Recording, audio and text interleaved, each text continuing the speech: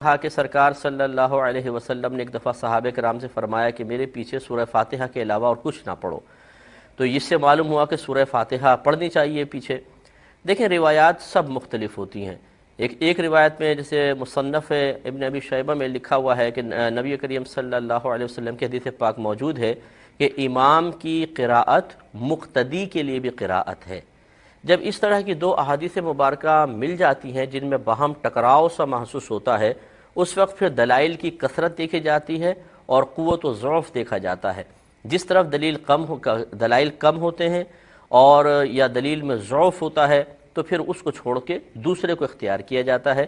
لہٰذا ہمارے نزدیک انہی دلائل کی بنا پر جس میں نبی کریم صلی اللہ علیہ وسلم نے منع فرمایا، اور قرآن سے بھی اس کی تائید ہوتی ہے کہ قرآن عظیم میں اللہ تعالیٰ نے فرمایا کہ جب قرآن پڑھا جائے تو اسے خاموشی سے سنو، قرآن پڑھا جائے تو اس کو خاموشی سے سنو تاکہ تم پر رحم کیا جائے۔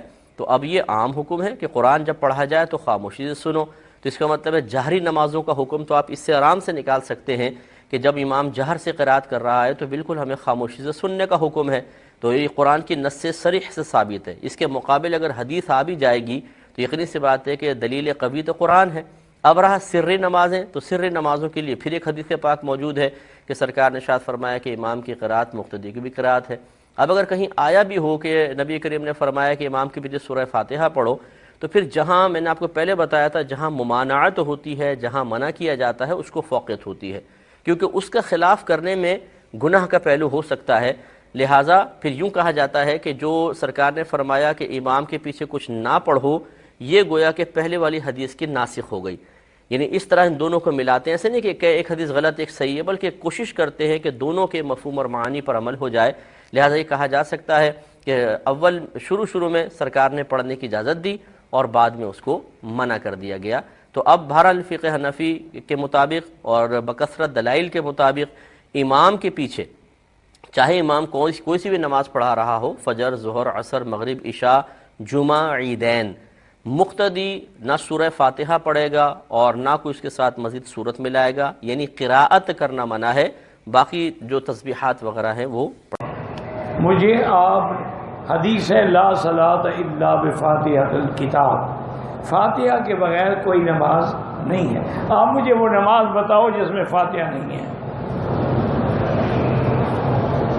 اگر فاتحہ نہیں ہے نماز نہیں ہے، اگر فاتحہ ہے لیکن فرق یہ ہے کہ امام نے پڑھی ہے ہم نے نہیں پڑھی، تو نماز میں تو فاتحہ آ گئی نا۔ فرق یہ ہوا کہ امام نے پڑھی اور ہم نے نہیں پڑھی۔ ہم نے کیوں نہیں پڑھی کہ ہمیں اسی نبی نے حکم دیا اذا قرأ فانصتوا، جب امام پڑھے تو چپ رہو۔ ہمیں اسی پیغمبر نے حکم دیا اذا قال غیر المغضوب علیہم ولا الضالین فقولوا آمین، جب امام کہے غیر المغضوب علیہم ولا الضالین تو آپ کہو آمین۔ تو معلوم ہوا کہ فاتحہ پڑھنا امام کا وظیفہ ہے، ہمارا وظیفہ تو آمین کہنا ہے۔ اسی نبی نے فرمایا من کان لہ امام فقراءۃ الامام لہ قراءۃ، جس کا امام ہے امام کا پڑھنا جو ہے وہ مقتدی کا پڑھنا ہے۔ اللہ کے بندے ایک حدیث پڑھ لیتے ہو اور باقی حدیثیں، یہی تو مشکل ہے۔ یہ تو وہی مسئلہ ہو گیا نا کہ ایک آدمی کھجور پر کھجوریں چننے کے لیے رسا ڈال کے چڑھ گیا، کھجور بڑی لمبی تھی۔ اب جب اوپر چڑھ گیا تو ڈر کے مارے وہ رسا بھی گر گیا اس کا، اب اس کو کھجور کو پکڑ کے کھڑا ہوا ہے، وہاں چیخ رہا ہے بھی مجھے اتارو۔ وہاں جب بستی والے اکٹھے ہونے کا یار یہ تمہارا ہمارا کام نہیں ہے، اپنے سردار کو بلاؤ، وہ سمجھتے ہیں۔ سردار کو بلایا، انہوں نے کہا ایسا کرو کہ کوئی زور سے رسا پھینکے اور اس کو کہو کہ وہ رسا اپنی کمر میں باندھ لے۔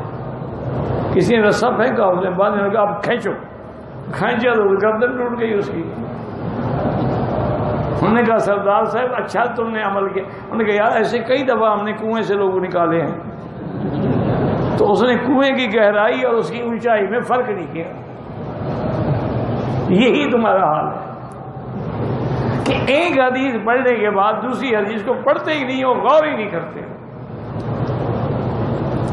اب دیکھو نا جی، مثلا آپ مجھے یہ بتائیں کہ اگر امام ظہر کی نماز میں یا عصر کی نماز میں کوئی ایسی صورت پڑھے جس میں سجدہ ہو، امام سجدہ تلاوت کرے گا کہ نہیں کرے گا؟ کرے گا۔ ہم کھڑے رہیں گے یا کریں گے؟ کیوں؟ نہ ہم نے پڑھا ہے نہ سنا ہے، ہم کیوں کریں؟ بھئی ہم نے نہ تو سنا کیا پڑھا ہے امام نے، نہ ہم نے خود پڑھا، سجدہ کیوں؟ معلوم ہوا کہ امام کا پڑھنا ہمارا پڑھنا۔ اسی طرح اگر امام سے غلطی ہو جائے اور سجدہ سہو کرے، ہم سجدہ سہو کریں گے یا نہیں کریں گے؟ ہم نے تو غلطی کی نہیں، ہم کیوں کریں؟ تو اس کی غلطی ہماری غلطی بن جاتی ہے۔ ثنا تو پڑھیں گے، اگر پہلی رکعت ہے تو اس میں ہم ثنا پڑھیں گے، ثنا پڑھنے کے بعد مقتدی خاموش ہو جائے گا۔ ٹھیک۔ اب تعوذ تسمیہ اور سورہ فاتحہ اور سورت یہ امام پڑھے گا۔ پہلی، دوسری، تیسری، چوتھی رکعت میں قیام میں ہم نے قرآن نہیں پڑھنا، ٹھیک، ہم نے قرآن نہیں پڑھنا۔ اس کے علاوہ رکوع، سجود، اس کی تسبیحات ہم نے پڑھنی ہے۔ امام اللہ ہو گئے تو بقیہ سارے کام ہم نے کرنے ہیں، صرف قراءت امام کے پیچھے نہیں کی جاتی، جیسے کہ حدیث مبارکہ بیان کی تھی کہ رسول اکرم صلی اللہ تعالیٰ علیہ وسلم نے فرمایا من کان لہ امام فقراءۃ الامام قراءۃ لہ، جو امام کے پیچھے نماز پڑھے تو امام کی قراءت اس کی قراءت ہوتی ہو کر اب کوئی ان کو مل گیا وہ بار بار یہی فاتحہ پڑھو فاتحہ پڑھو فاتحہ پڑھو، چھوڑ دو بھائی اس کو اپنے حال پہ یار، وہ کچھ اور کاموں میں لگاؤ، زنا کے خلاف، بے حیائی کے خلاف، یا مسجدوں کو نمازی ہوں کہ بھئی نمازی بنانے کی فکر کرتے ہیں، چاہے جس طرح سے بھی پڑھ لے، لیکن چلو نہیں جی اس طرح سے تو ہوتی نہیں ہے جس طرح سے تم پڑھ رہے ہو۔ تو انہوں نے مجھے پرچی لکھ کے دی، میں بہت بیزار آ گیا ہوں، میری 30-35 سال کی نمازیں ہوئی ہیں کہ نہیں ہوئی ہیں، آئندہ کیا کروں، کوئی حدیث ہے؟ تو میں نے وہیں بیٹھے بیٹھے مجھے حدیث یاد آ گئی، میں نے کہا رسول اللہ صلی اللہ علیہ وسلم نے ارشاد فرمایا انما جعل الامام لیتم بہ، صحیح مسلم کی حدیث ہے، امام کو امام اس لیے بنایا جاتا ہے کہ اس کی اقتدا کی جائے۔ فَإِذَا كَبَّرَ فَكَبِّرُوا، جب تکبیر کہے تو تکبیر کہو، وَإِذَا قَرَأَ فَأَنصِتُوا، جب قراءت شروع کرے تو خاموش ہو جاؤ، وَإِذَا قَالَ وَلَا الضَّالِّينَ، جب وَلَا الضَّالِّينَ کہے تو آمین کہو، وَإِذَا رَكَعَ فَارْكَعُوا، جب رکوع کرے تو رکوع کر لو۔ میں نے کہا دیکھو اس حدیث میں بتایا جا رہا ہے امام نے کیا کرنا ہے اور مقتدی نے کیا کرنا ہے، دونوں کے الگ الگ وظیفے۔ اس میں کہیں بھی نہیں ہے کہ اذا جب وہ فاتحہ پڑھے تو تم بھی کیا پڑھو، اگرچہ دوسری حدیث بھی ہے اس کے مخالف، لیکن یہ بھی تو ہے نا، صرف وہی والی نظر آ رہی ہے، یہ والی نہیں آ رہی۔ اس کا مطلب آپ مسلک پرست ہو، ہم تو بڑا ظرف کر کے کہہ رہے ہیں وہ بھی ٹھیک یہ بھی ٹھیک، لیکن آپ کا ظرف چھوٹا ہے، آپ فرقہ پرست ہو کہ یہی ٹھیک وہ والی بالکل بھی ٹھیک نہیں ہے۔ تو وہ بیچارہ پٹھان لڑکا تھا، سیدھا وہ حیران ہو گیا، کہہ رہے یار ایسا بھی ہے، کہہ رہے وہ جو حدیث آتا ہے کہ من لم یقرأ بفاتحۃ الکتاب لا صلاۃ لہ، جو فاتحہ نہیں پڑھتا اس کی نماز نہیں ہوتی۔ میں نے کہا یہ امام کے بارے میں ہے یا منفرد کے بارے میں ہے، کیونکہ جو مقتدی ہے نا، جب امام نے فاتحہ پڑھی تو گویا مقتدی نے پڑھ لی ہے، تو اس کو نہ پڑھنے والا کہہ ہی نہیں سکتے۔ کہہ رہے یہ کیسے ممکن ہے، یہ تو آپ عقل سے کہہ رہے ہیں۔ میں نے کہا حدیث میں آتا ہے، پوری حدیث صحیح ہے، مسلم کی ہے، من لم یقرأ بفاتحۃ الکتاب فصاعدا، جو سورہ فاتحہ پلس آگے قرات نہیں کرتا اس کی نماز نہیں ہوتی۔ یہ بھی مسلم کی حدیث ہے، سمجھ میں آ رہی ہے بات؟ حدیث میں آتا ہے جو سورہ فاتحہ نہیں پڑھتا اور آگے قرات نہیں کرتا۔ تو میں نے کہا کیا امام کے پیچھے آپ سورہ فاتحہ کے علاوہ قرات کرتے ہو؟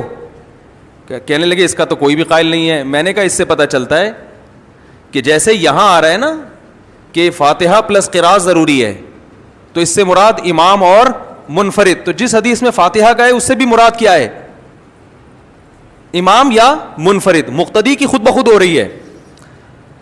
اور اس پر واضح حدیث ہے، رسول اللہ صلی اللہ علیہ وسلم نے ارشاد فرمایا من کان لہ امام فقراءۃ الامام لہ قراءہ، جس شخص کا کوئی امام ہو تو امام کی قراءت مقتدی کے لیے کافی ہے۔ اس حدیث کو ناصر الالبانی رحمہ اللہ نے صحیح قرار دیا ہے۔ سمجھ میں آ رہی ہے بات کہ نہیں آ رہی ہے؟ تو میں نہیں کہہ رہا کہ دوسری طرف دلیل نہیں ہے، لیکن یہ بھی بہت جاندار دلائل ہیں جس کے آپ سننے کو گوارا نہیں کرتے آپ۔ اور آج کل ایک مارکیٹ میں چیز بہت کہ اپنے مخالف کے جب حدیث آئے نا فوراً ضعیف ہونے کا ٹھپا لگا دو، ضعیف، یہ بڑا بہترین حربہ ہے، ضعیف۔ اگلا ویسے ہی نفسیاتی طور پر ایک امپریشن پڑ جاتا ہے کہ یار کچھ تو دال میں کالا کالا ہے۔ سمجھ رہے ہیں؟ فرقہ پرست ہم جب ہوتے جب ہم کہتے یہی ٹھیک ہے،